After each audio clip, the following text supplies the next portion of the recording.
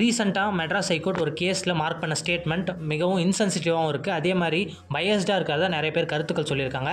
அது என்ன கேஸ் அப்படின்னாக்கா 2010 கோயம்புத்தூரில் இருக்கக்கூடிய கள்ளப்பட்டி அப்படிங்கிற கிராமத்தில் ஒரு சர்ச் கட்டுறதுக்கு மாவட்ட ஆட்சியருக்கு கோரிக்கை வச்சுருக்காங்க. மாவட்ட ஆட்சியரும் அதை அப்ரூவ் பண்ணி அந்த ஒரு ஆர்டர் காப்பியும் கொடுத்துருக்காங்க. அதுக்கு நான் கட்டுமான பணிகள் தொடங்குறப்ப அங்கே இருக்கக்கூடிய கிராம மக்கள் வந்துட்டு அதை எதிர்த்து கோர்ட்டுக்கு வந்துட்டு மூவ் பண்ணியிருக்காங்க. கோர்ட் வந்துட்டு இதை தொடர்ச்சியாக விசாரணை பண்ணிகிட்டு இருக்கப்போ இப்போ ரீசெண்டாக வந்துட்டு அந்த கேஸ் வந்துட்டு கோர்ட் முன்னாடி வந்திருக்கு, மெட்ராஸ் ஹைகோர்ட் முன்னாடி.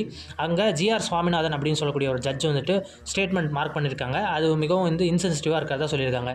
ஏன்னா அந்த மாதிரியான ஸ்டேட்மெண்ட் அப்படின்னாக்கா அங்கே இருக்கக்கூடிய கோவில் வந்துட்டு கிட்டத்தட்ட பக்கத்தில் அந்த சர்ச்சுக்கு பக்கத்தில் இருக்கக்கூடிய கோவில் வந்துட்டு கிட்டத்தட்ட 100 வருஷம் பழமையான கோவில் அப்படின்னும் சொல்லியிருக்காங்க.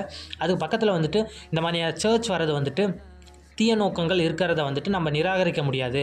அதில் வந்துட்டு மேலிஃபைடு இன்டென்ஷன்ஸ் இருக்கிறதுக்கும் வாய்ப்பு இருக்குது அப்படிங்கிற மாதிரியான ஸ்டேட்மெண்ட் மார்க் பண்ணியிருக்காங்க.